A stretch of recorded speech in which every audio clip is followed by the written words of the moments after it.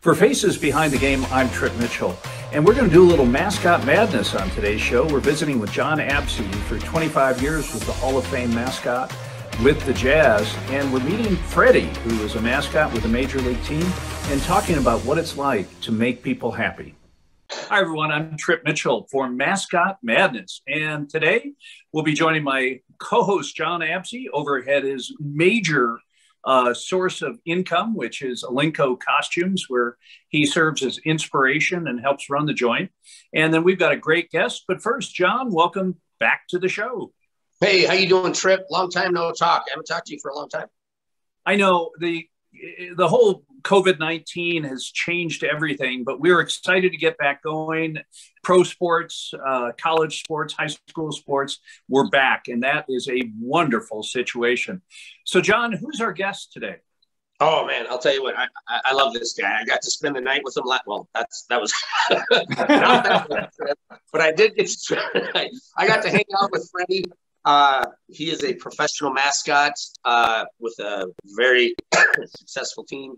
And we got to go out last night for dinner. We went up to Crab, didn't we, Fred? And then we also got to go have some drinks and just talk shop. And just an amazing kid, starting to come in through the league here. He's been in for a while, but it was just a real pleasure to hang out with him last night. And here's Freddy. I think if he's on the screen for you guys, this is Freddy right here. Yeah, absolutely. I'm Fresh Fuzz Freddy is what I have my show on Twitch. TikTok is really successful as well. And I share stories of what it's like behind the mask without revealing what team I work for. The team I work for just does not matter. Kind of like when your girlfriend's trying to talk to you while you're watching the game. It just doesn't matter until after. Wait. Freddie, after never being married, I just got married 2 years ago to an NHL and a Major League Baseball addict. The key to a successful marriage is the key to really is pretending that you're sincere and that you're listening during the game. And I've got it elevated to an art form. But Freddie, here's the situation. You're a young guy. You've got a great career ahead of you. When you look at someone like John Absey, do you worry about what head injuries could do to you? Yeah, absolutely. And especially when he's trying to say stuff like we spent the night together. I think I found your cheetah print stuff from last night. I knew I was missing it. I couldn't find it. I left it somewhere. Sorry. Yeah, exactly. No, I'm at the Freddie, I think John was projecting there. I don't want to, cast any aspersions on his character. Exactly. No, I'm at the Alinco shops. This is just one of the gloves that was happened to be sitting here. And after he dropped that, I couldn't help myself. So, Freddie, when you look at someone who's as legendary as John, and what are the things you guys last night when you talk shop? Let us into that conversation. Yeah, so John's obviously a legend, was there forever, living legend. And he's shared a couple stories of how he almost wasn't a living legend last night with the rappelling and just, hustling and as he says, stupid accidents. But yeah, even mascots that are coming up from, high school, college, or even in different leagues, not necessarily the NBA, know John's name and have seen stuff he's done. I've done a few pieces of upon Jazz Bear on my TikTok and on my Twitch stream as well. And a lot of that stuff is still from when John was with the Jazz and not necessarily the current guy. So yeah, living legend for sure. And somebody we all can look up to and learn something from, good or bad, apparently. God bless you. And John, there are only 100 or so professional elite major league team mascots. What's it take to get to that level? What are the qualities that are needed? Wow, that is the question right there. Honestly, I think it just takes somebody who's willing to sweat their ass off, take abuse, injuries, a lot of hours. I don't know, sometimes not feeling appreciated. Am I still hitting it right? Am I hitting it right? Yeah, absolutely. I mean, honestly, it just takes somebody who just loves to entertain. Like my whole goal was going out and entertaining. And the way I did it is I tried to attach myself to the team so I could feel like the sixth man. Because if you're just out there and you don't feel part of the team, then you don't really want to go bust your ass for anything. But I really felt 100% that I was helping the team. I was helping the fans. I was connecting with the fans. But I mean, it really does. It takes a certain type of person to be able to go out night after night, put this suit on, and entertain. And honestly, I couldn't tell you the exact characteristics, because in my time, in 25 years, I have met mascots that are just like, you look at them and you're like, you're more crazy out of suit than in suit. And I've met guys that are total introverts out of suit, but the second they put the suit on, they're wild and crazy. So, I mean, I don't really think that there's a certain type of person. I think what it really comes down to is you need somebody that really enjoys entertaining and really enjoys, being treated like crap. That's it. And Freddie, in your case, is it more, so your style, is it more comedic? Is it more athletic? How would you rate yourself in the pantheon of mascots? Yeah, absolutely. So I definitely have more of an athletic style to my character compared to the rest of my league. But I definitely lean heavily on my comedic, because I came up through the Philadelphia minor leagues, whether that was the Flyers or the Phillies, the MLB Phillies. But I was 6 years with the Phillies, so I learned a lot from Tom McGowan, who's with the Phillies. And obviously the Philly Fanatic is heavy comedy, not necessarily athletic with that, the robust suit. So I definitely lean towards that and hang on to that really hard, and try to always go for the comic relief. And Freddie, how do you write comic bits? I mean, I've had the opportunity to listen to an interview with Lance Burton, the magician out of Vegas, and he was talking about how to come up with a new trick is a couple years. How does it work in a mascot? Yeah, some of them could be a couple years. I've been working on one for a couple of years, still trying to get approval constantly on it, and still getting shot down, but I'm not giving up on it. And others, amen, brother, you go. And other times we, think of one 10 minutes before the game and go, this might work. Can we do it? So it really just depends. My boss comes from a theater background. So we make fun of him calling his show a Broadway show, not a sports game. And so his is quite often, rehearse, and keep laying into, make sure everything's done right. Make sure everything's going to be, your left foot better be right where it should be when you do it.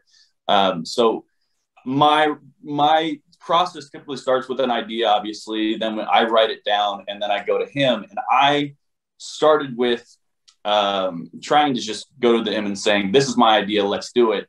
And I could never get anything approved my first year. So I called, he used to work for the LA Kings, my boss. So I called the old Kings mascot, Tim Smith, and said, hey, I can't get anything approved. What's with this guy? He doesn't like my humor. I don't know what it is, whatever it is. So you kind of have to figure out what your boss wants. Turns out my boss didn't really care about that as much, from what I understood. Apparently he wanted me to just go to him and say, how do I make this better, so that he had something in with it. And Tim said, he may just want you to wear a pair of red underwear underneath your suit. It doesn't matter what it is, just do it, throw it in there, and you'll get a thing. And ever since then, I was able to get things approved. So really learning how to work with your boss and what they want and what the crowd wants as well is kind of that bigger key that you're missing if you're a mascot trying to get things approved and not getting there. So John, in your case, in 25 years playing the Bear, you went probably from the mascot being a small part of the game to an integral part of the game.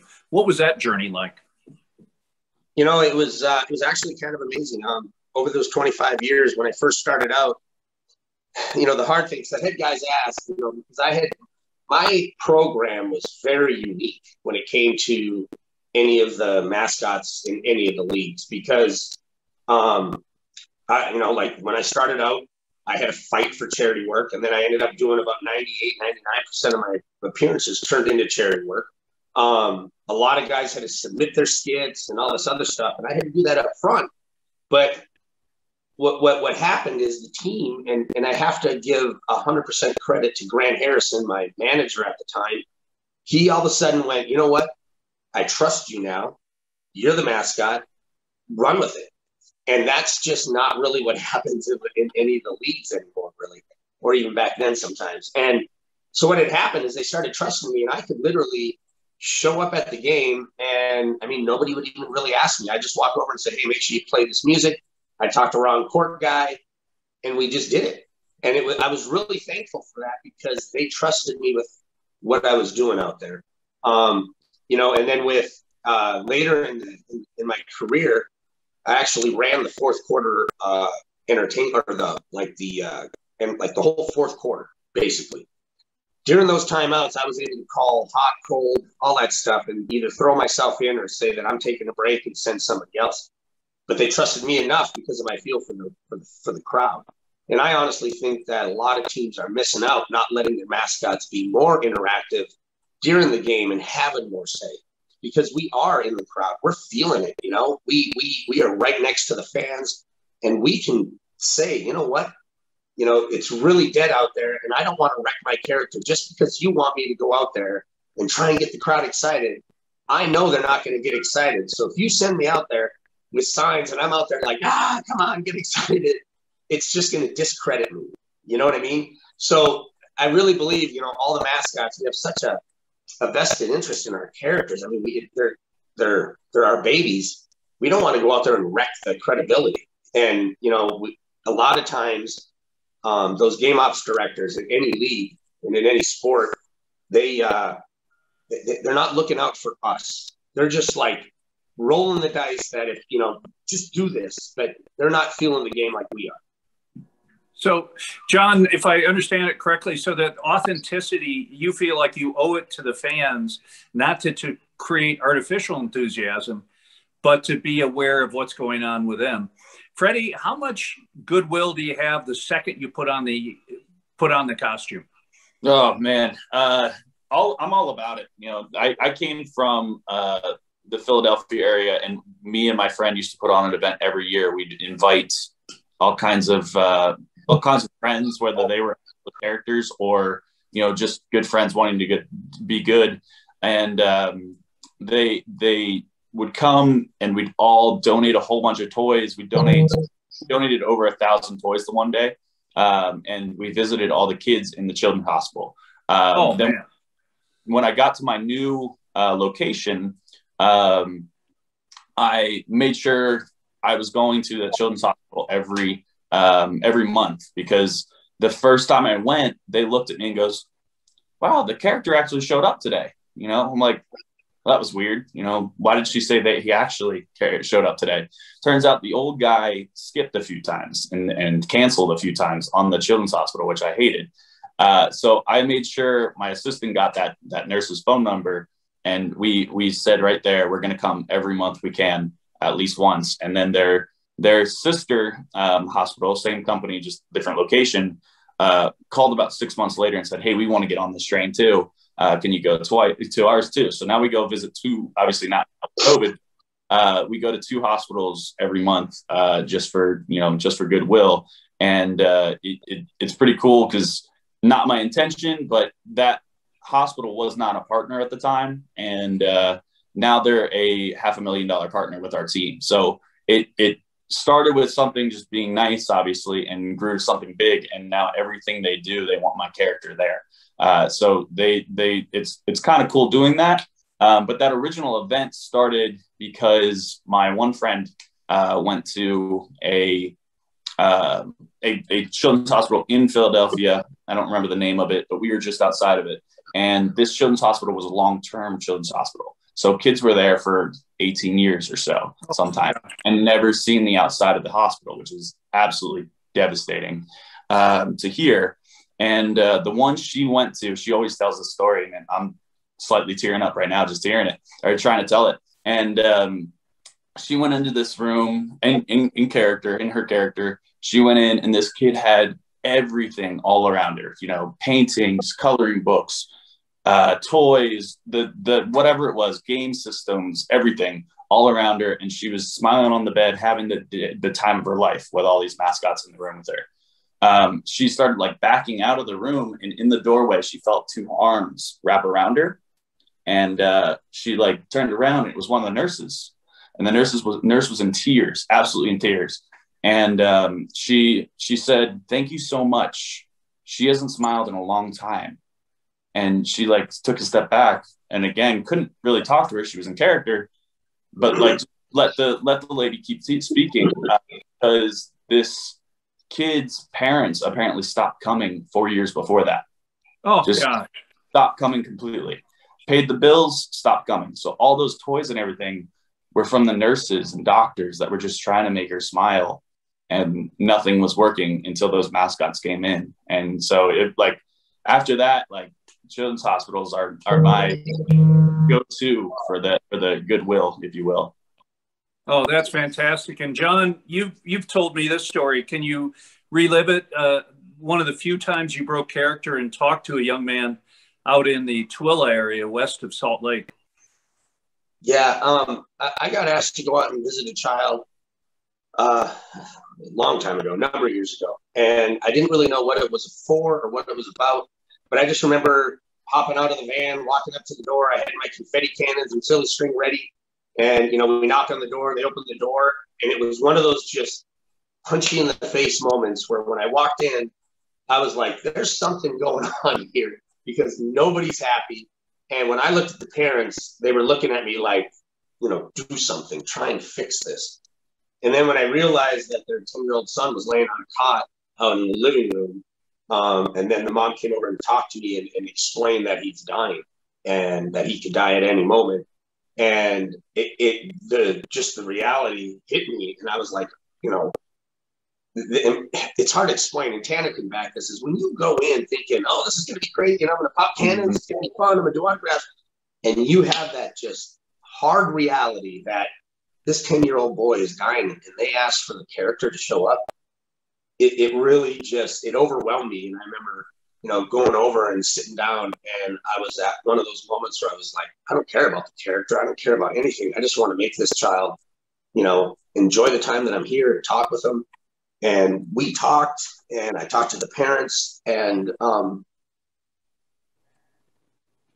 and it was just hard. I mean, it was just hard. And when I left, I just remember sitting in the back of the van crying the whole time. And then I remember I ended up going over with my daughter's soccer game, my middle daughter, Sydney. And I just remember all the parents yelling and screaming at their kids to do better, and yelling at the coach and doing this and that. And the only thing I could think about was how grateful I was that my daughter was healthy and out on that damn soccer field playing, instead of sitting on a cot waiting to die.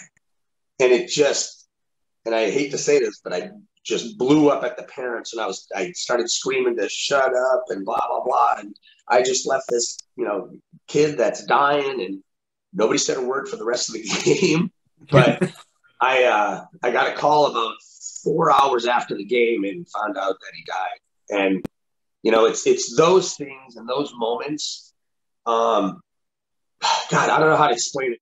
You know, it's those moments that you just hate, because they draw so much of your you know, emotion, and they make you so sad, and you end up doing so many of them that sometimes you have to kind of put up a wall. Otherwise, it would kill you, you know, for as many times as so you've gone into the hospital and you see these children that are dying, and you're constantly sad that way, because you're always seeing kids that have disabilities or kids that are, you know, passing. But then again, you look at it and you just go, you know what? I'm really grateful that I was able to go in and give this child a moment that he wasn't thinking about the fact that he was going to die. He was able to talk to me, and you took his mind off of the reality for him. So, I mean, so it's a really hard balance, if that makes any sense, because I mean, it took me a number of years where I started just almost like it was draining my energy and my soul, and the fact that I'd see these kids and I'd want to give so much, and then I'd leave and I'd be bawling, and there came a point where you kind of just, you go in and you have to kind of train yourself to just be there for the moment. And when you walk away, you think about it, but it won't go home with you all the time, because it was going home with me every day. And then I started getting grumpy and I was getting angry because it was just, it's not fair. In my head, I'm just like, why the hell are these children, you know, they didn't do anything. How come they're passing so soon? And I would just get so angry. And I eventually had to kind of figure out a way to hold it back. Well, Freddy, and let's finish up with you. You have an amazing job where you get to entertain people, and yet you also can really impact their lives when you go to hospitals and stuff. Do you have one story that is your favorite story of being a mascot? Oh man, so many stories. Probably this weekend, hanging out with John, obviously. No, my favorite, I don't know that it's necessarily a story, but the people that I meet, and I don't mean the celebrities and stuff like that. Like I've met, you know, I met Derek Jeter 2 weeks ago, and I met, you know, you meet all these celebrities. It's cool. Yes, it is fun, but like, it's the people that you meet day to day, you know, the security people that are always there every day, and, you know, the ushers and the friends I've made. My four best friends are in different states. They all work for different teams. We play Xbox together every night. And I think it's really the people you meet necessarily, not necessarily a story that makes it impactful for me and makes this job really worth it. So I have one friend that probably my best friend in the industry. He used to be the Braves mascot, Blooper, and he brings me back all the time. You know, and he makes sure, like, I remember when I'm having a bad day, he's like, hey, and don't forget, like, kids go home and can't sleep without your stuffed animal, and like, you're a playable character in a video game. Like, you have all these really cool things, but like for me, it's more the people and the friends that I've made along the way that really make it worth it for me. Well, that is fantastic. Freddy, thanks so much for being on the show with us today. We have really enjoyed getting a chance to talk to you. And Mr. Absey, we will do this again very soon. I love you. I just want to say really quick, because I love the fact that a lot of guys don't understand that about being involved with the team is, and what you said is so true, is it's the ushers and all the peripheral people that really make the game run, and it helps him be able to facilitate what he's doing at a game. And a lot of people think that I just got to know the management, or I just got to know the higher ups. It's everybody below them that really count, and I love the fact that I realize that. Well, that's fantastic. And for Freddy, for John, I'm Trip, saying thanks for watching. We'll see you next time. Goodbye, everyone. See you guys. Thank you.